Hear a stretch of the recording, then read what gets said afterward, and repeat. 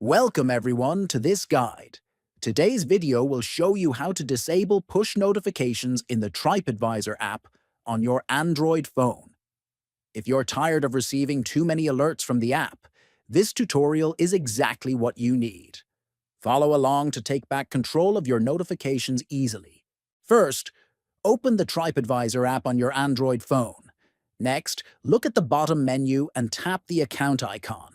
Then, scroll down a bit and tap on Preferences. After that, tap on Notifications.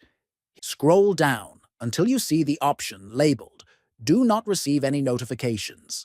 Simply turn this option on to block all push notifications from Tripadvisor.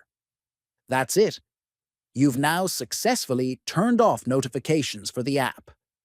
Turning off notifications in Tripadvisor helps you stay distraction-free and focused. If this video helped, don't forget to subscribe and check out our other useful app tutorials.